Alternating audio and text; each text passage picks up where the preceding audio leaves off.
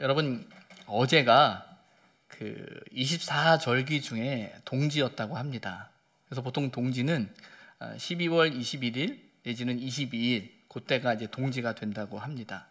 여러분, 그 동지가 어떤 날이죠? 동지가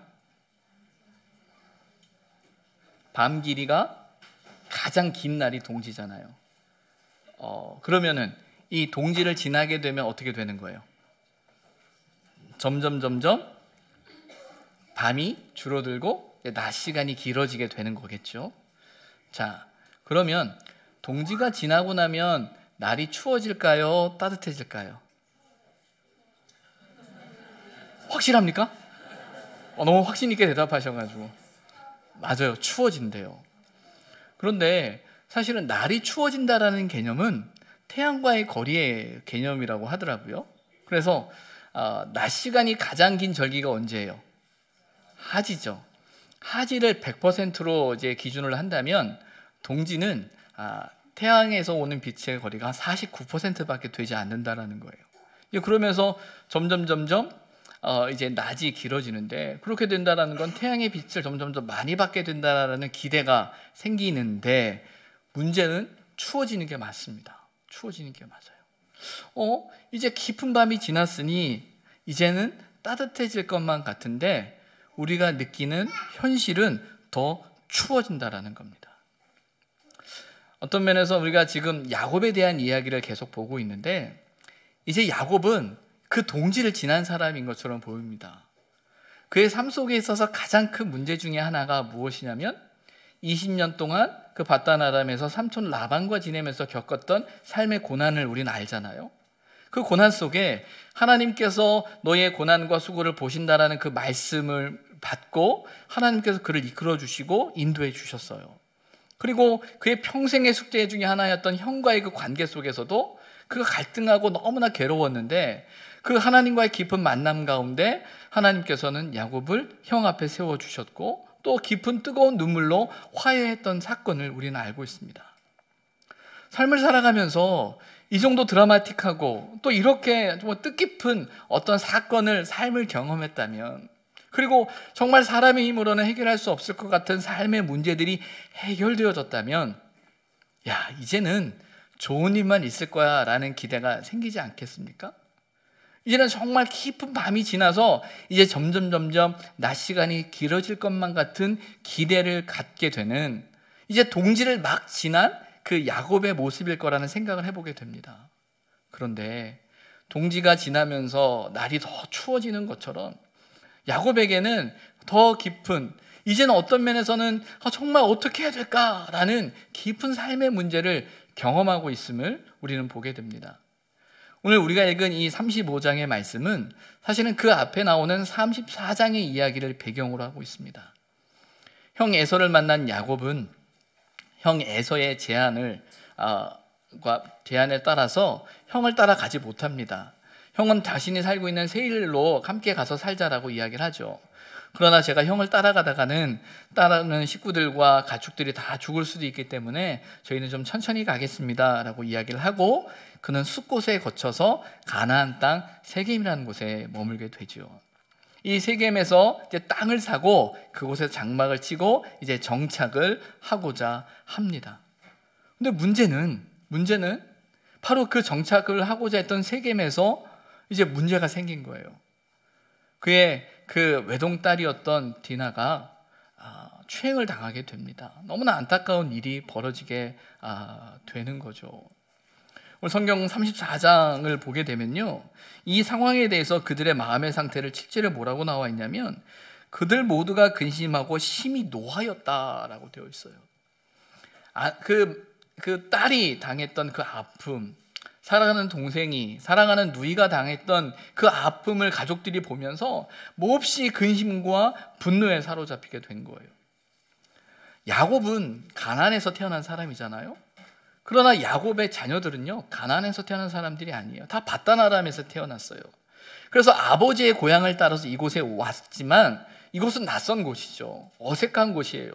어떤 면에서 디나가 그런 호기심이 더 있었는지도 모르겠습니다.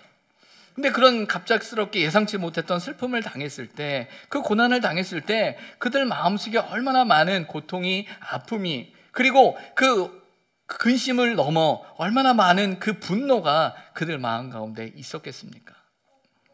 세겜에서는 어떤 것을 요구하든 우리가 다 선물을 줄 테니까 당신의 딸을 나에게 주십시오라고 요청을 합니다. 통혼을 하자라고 요구를 하지요.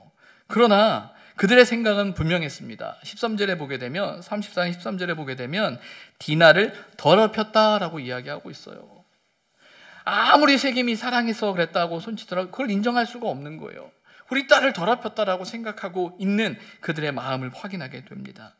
그러면서 제안을 합니다.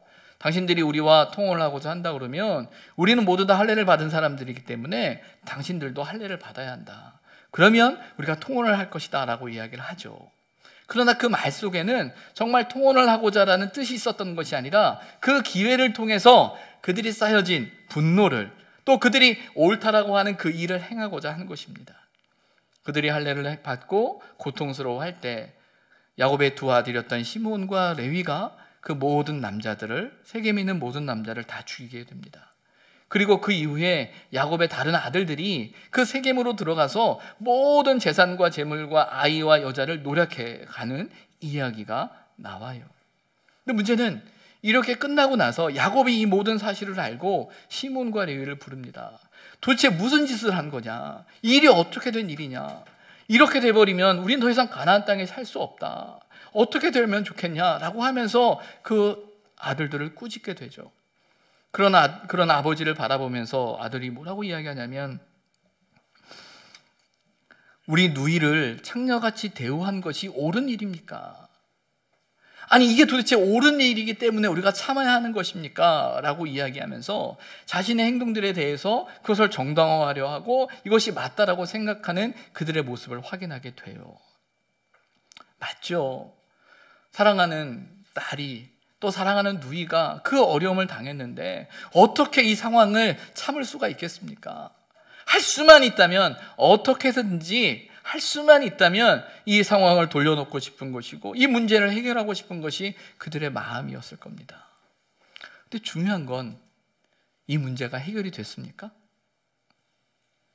그로 인해서 그들에게 평화가 찾아왔나요? 찾아오지 않죠. 하나님의 공의는 화평이라고 말씀하셨어요. 하나님의 공의는 평화와 안전이라고 말씀하셨거든요. 이사야 선지자를 통해서.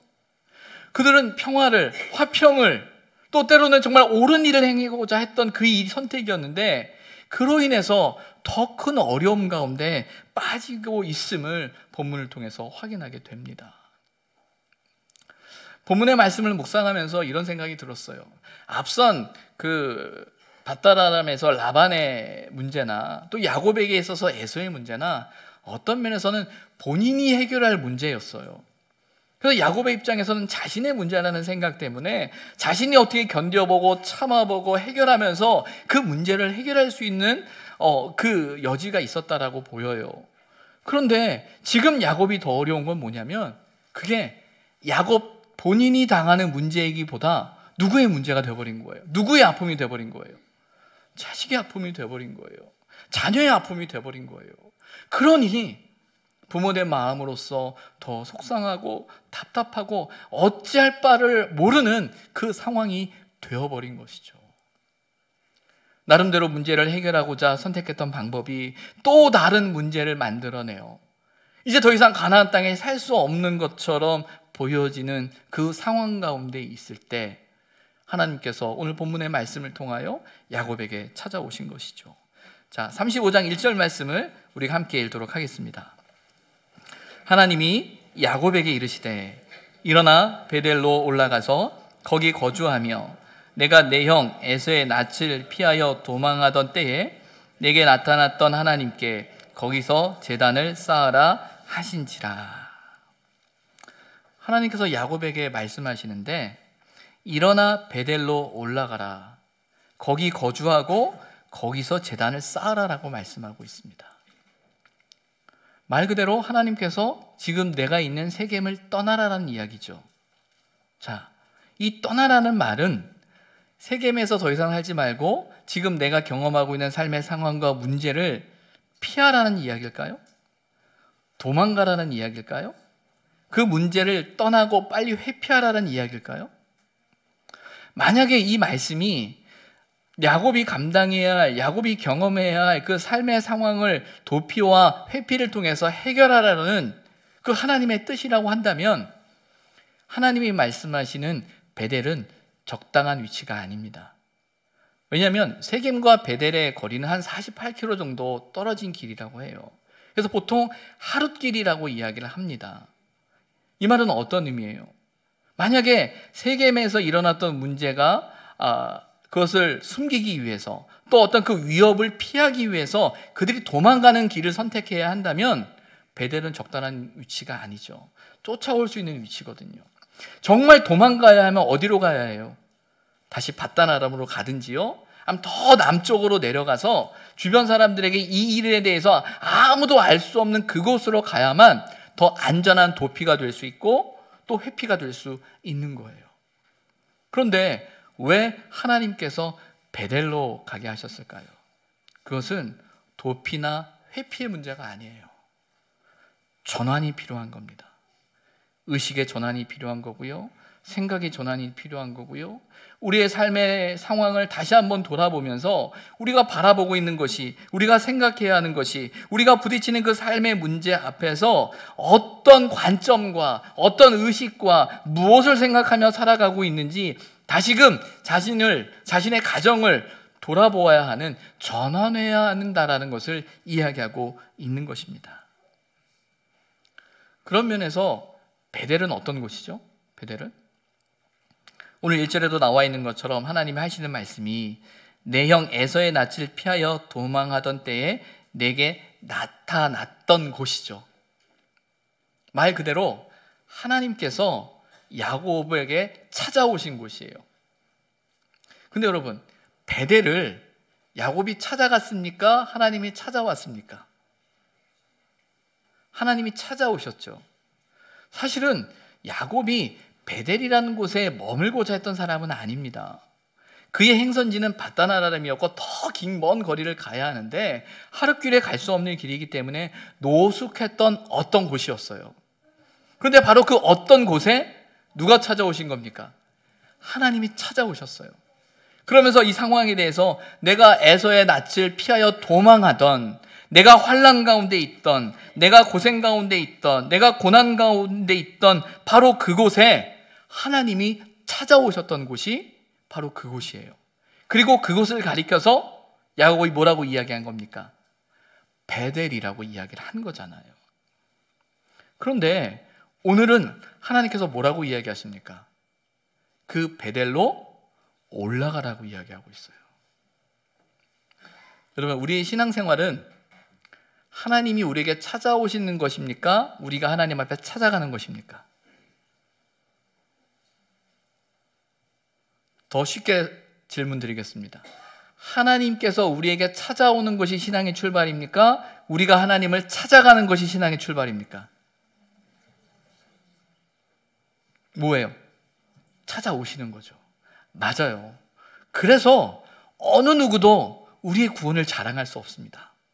왜냐하면 하나님의 절대적인 은혜 속에서 우리의 삶 속에 들어오셨기 때문에, 우리를 찾으셨기 때문에, 우리를 찾아주셨기 때문에 우리는 그 하나님의 은혜 앞에서 어느 누구도 자랑할 수 없어요. 나의 수고가, 나의 노력이, 나의 애씀이, 나의 선행이, 나의 봉사가 우리의 구원을 이룰 수는 없습니다. 절대로요. 왜? 이 구원의 문제에 있어서는 철저히 하나님의 절대적인 주권에 달려있는 거예요. 그래서 우리는 이것을 뭐라고 이야기합니까? 하나님의 은혜라고 이야기하는 거예요. 우리가 구원받는 것은 하나님의 은혜입니다. 하나님의 찾아오심이에요. 맞습니까? 그럼 하나님이 우리를 찾아오는 것이 신앙생활이면 우리는 늘 언제나 하나님께서 찾아오실 때까지 기다려야 합니까? 오늘 성경은 예전에 베델이라는 곳으로 찾아가셨던 하나님의 모습뿐만 아니라 오늘 본문은 바로 그 베델로 찾아가라고 말씀하시는 하나님의 말씀이 그에게 들려지고 있는 거예요. 그래서 이 베델은 하나님이 찾아오셨던 곳이고요, 이 베델은 우리가 하나님을 찾아야 하는 곳이에요. 오늘 성경은 우리에게 그 베델로 찾아가라고 말씀하고 계십니다. 여러분은 어떠신가요? 하나님을 찾고 계십니까? 아직 우리의 삶 속에서 하나님의 찾아오심의 은혜를 경험하지 못한 분들이 있다면 저는 그분들을 위해서 더 깊이 기도할 겁니다. 하나님, 아무것도 아닌 저에게 찾아오시고 우리에게 찾아오셔서 구원의 은혜를 베풀어 주신 것처럼 하나님, 우리 사랑하는 성도님을 기억해 주셔서 찾아와 주시고 그 삶 가운데 임재하여 주셔서 야곱을 만나 주셨던 것처럼 그를 만나 주십시오라고 기도할 겁니다. 그러나 여기 우리 계신 함께하는 성도님들은 이미 이곳에 계신다라는 것은 하나님의 찾아오심이 있습니다. 하나님의 만나 주심이 여러분의 삶 가운데 있음을 전 믿습니다. 그 믿음의 고백이 우리에게 있다면 우리는 다시 하나님을 찾아야 해요. 오늘 이 베델은 하나님이 찾아오셨던 곳이기도 하지만 이 베델은 하나님을 찾아야 하는 곳이에요. 하나님을 찾아야 하는 곳. 신앙생활은 하나님의 찾아오심과 하나님을 찾아감에 좋아해요. 하나님의 찾아오심을 믿기 때문에 저와 여러분은 하나님을 찾아갈 수 있는 겁니다. 하나님께서 야곱에게 일어나 베델로 올라가라 라고 말씀하고 있어요. 그리고 거기서 제단을 쌓아라 라고 말씀하고 있습니다. 여러분, 제단을 쌓는다는 게 뭘까요? 베델로 올라가서 제단을 쌓아라, 내가 베델에 올라가서 제사를 드려라, 베델에 올라가서 네가 하나님 앞에 예배를 드려라, 그러면 내 문제가 해결될 거야 라는 걸까요? 물론 그런 의미도 있겠죠. 그러면 이 제단을 쌓는다는 건 단회적인, 이례적인 어떤 사건이고 이벤트일까요? 이 제단을 쌓는다는 것이 어떤 의미겠습니까? 여러분, 이 제단을 쌓는다라고 할 때 이 제단을 쌓는 일이 언제부터 시작되는 걸까요? 언제부터가 예배일까요? 언제부터가 제단을 쌓기 시작하는 걸까요? 언제부터죠? 언제부터? 오늘 말씀을 보게 되면 베델로 올라가서 라는 말씀 앞에 어떤 말이 있습니까? 일어나 라는 표현이 있죠. 일어나. 제사는요, 예배는요, 거기서부터 시작되어지는 거예요. 일어나는 것에서부터요. 그래서 이어지는 본문 2절 말씀을 보게 되면 야곱이 하나님의 말씀을 듣고 그 자기 집안 사람과 자기와 함께 모든 사람들에게 뭐라고 이야기합니까? 이방 신상들을 버리고 자신을 정결하게 하고 너희들의 의복을 받고 입으라라고 이야기합니다. 그리고 4절 후반절에 보게 되면 그들이 가져온 금 귀걸이들을 다 모아서 세겜 근처 상수리 나무 아래 묻었다라고 되어져 있어요. 묻었다라고 되어 있어요. 뭡니까? 그 예배는, 그 제단을 쌓는 건 그곳에 가서 짐승을 잡는 그 순간이 예배가 아니고요, 그 예배를 위해 그가 일어나는 것, 오늘 본문에 나와 있는 것처럼 이방 신상들을 버리고 자신을 정결하게 하고 의복을 바꾸는 바로 그곳에서부터 시작되고 있음을 우리는 알아야 한다는 겁니다. 여러분, 새벽 예배를 잘 하려면 어떻게 해야 되는지 아십니까? 예, 맞아요. 새벽 예배는 일찍 일어남의 문제가 아니고요, 새벽 예배는 일찍 잠의 문제입니다. 우리는 종종 내일 새벽 예배를 해야 되기 때문에 내일 일찍 일어나야 되는데 생각만 하죠. 근데 핵심은요, 일찍 자면 일찍 일어나야 돼요. 일어나게 돼요. 아닌 사람도 있겠죠. 상관없이 일어나는 분도 계시겠으나 새벽 예배는 일찍 자는 것에서 시작하는 거예요. 일어나는 것부터 시작하는 게 아니라는 사실이에요. 예배도 마찬가지입니다. 제단을 쌓는 것도 마찬가지예요. 하나님께서 베델로 올라가라는 그 말 속에 그가 다시금 떠나야 할, 버려야 할 것들에서부터 다시금 예배가, 제단이 시작되어져야 한다라는 것이죠. 두 번째는 머무름이라는 거예요. 첫 번째가 일어남이 제단을 쌓는 일의 첫 번째라고 하면 두 번째는 머무름입니다. 이 머무름에는 두 가지가 필요해요. 어떤 것이 필요하냐면요, 오늘 본문 3절에 보면 이렇게 야곱이 고백합니다. 우리가 일어나 베델로 올라가자. 내 환난 날에 내게 응답하시며 내가 가는 길에서 나와 함께 하신 하나님께 내가 거기서 제단을 쌓으려 하노라 라고 되어져 있어요. 이 머무름, 어디 안에 머무는 거죠? 하나님 안에 머무는 거고 하나님과 그 하나님 안에 있는 거죠. 그 머무름에 있어서 중요한 것이 무엇이냐면 고백이에요. 야곱이 뭐라고 고백합니까? 뭐라고 고백을 해요? 환난 날에 내게 응답하신. 저와 여러분의 삶 속에 찾아오신 하나님을 여러분 기억하십니까? 여러분 기억하세요? 너무 오래적 일이라 기억 안 나세요? 아니면 아직 찾아오신 경험이 없으십니까? 누구나 그 기억이 있거든요. 그 환난 가운데, 고난 가운데, 낙심하고 절망하는 것 가운데 내 삶 가운데 찾아오셨던 그 하나님에 대한 고백이 그에게 있어요. 그것을 고백하는 거예요. 나에게 주어진 상황은 너무나 괴롭고 고통스럽고 아픈 상황이에요. 그러나 그 환난 가운데, 그 고난 가운데 제단을 쌓는다는 건 무엇이냐면 그 고백을 통하여 하나님을 신뢰하는 거예요. 내 삶 속에 역사하셨던 하나님, 우리와 함께 하셨던 하나님, 그 하나님을 고백하는 그 고백이 그 제단을 쌓는 또 하나의 머무름의 모습이죠. 두 번째는 동행입니다. 동행. 제단을 쌓는 것, 번제단을 쌓고 하나님 앞에 제사를 드리는 것, 예배를 드린다는 것은 이례적인 사건이 아니에요. 연속적인 사건이 되어야 합니다. 연속적인 사건이라는 건 하나님과 함께하는 거예요. 바로 그 베델에 올라가서 거기서 제단을 쌓으라는 그 말 속엔 하나님과 함께하고자 하는, 하나님 안에 머무르라는 하나님의 말씀이 있는 것이죠. 저는 본문의 말씀을 보면서 이런 생각을 하게 돼요. 우리의 연약함을 발견하게 돼요. 우리는 종종 이런 표현을 씁니다. 기도는 어떻게 해야 하는 거죠? 기도는 어떻게 하는 겁니까? 항상, 언제든지, 무시로, 수시로 우리의 호흡이 기도다 라는 말을 알고 계십니까? 그 말 때문에 얼마나 자유를 누리십니까?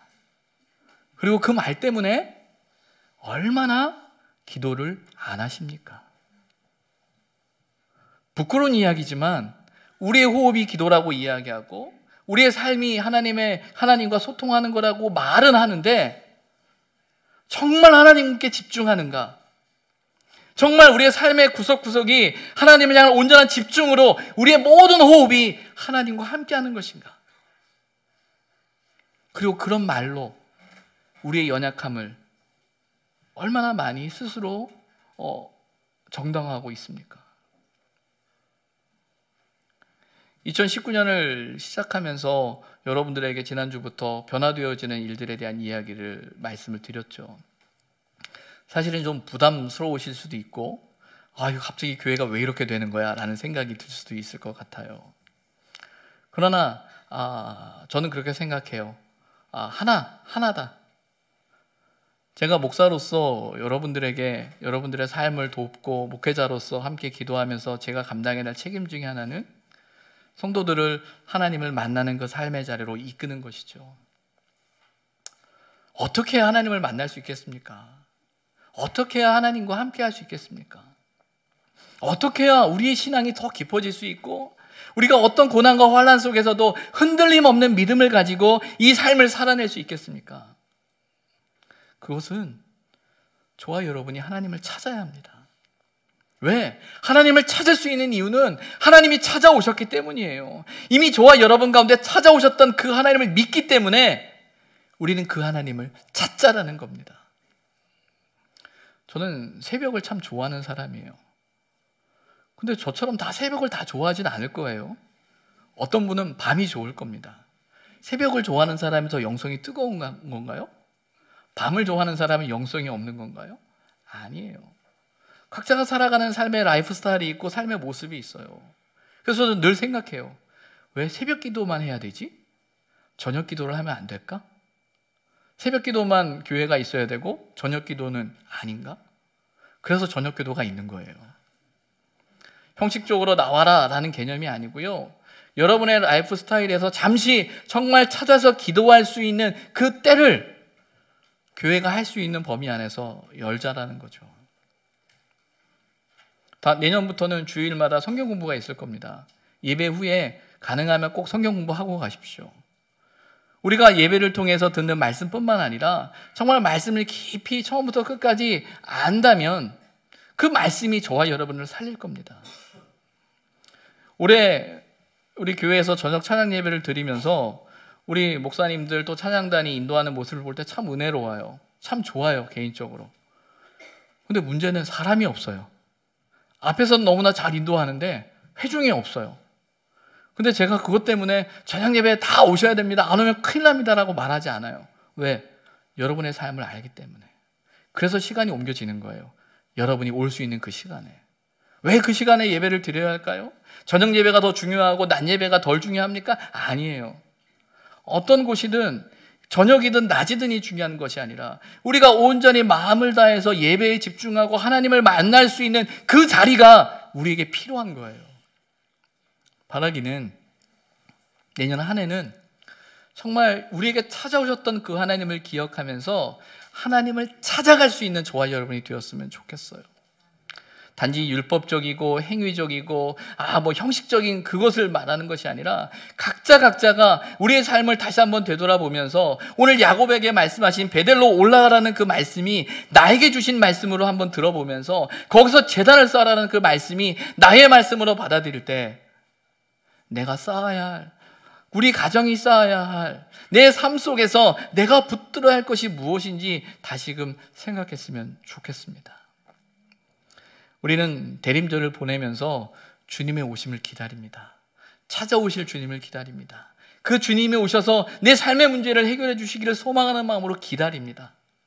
그 믿음이 우리에게 있다면, 그 기다림이 우리에게 있다면 우리를 찾아오실 그 하나님을 믿음으로 저와 여러분이 주님을 찾아갈 수 있는 그 결단이 있기를 주님의 이름으로 부탁을 드립니다. 기도하겠습니다. 일어나 베델로 올라가라는 주님의 음성을 듣습니다. 이 음성이 야곱을 향한 말씀이 아니라 오늘 우리를 향한, 나를 향한 하나님의 말씀으로 들려지게 하여 주옵소서. 예수님의 이름으로 기도드립니다. 아멘.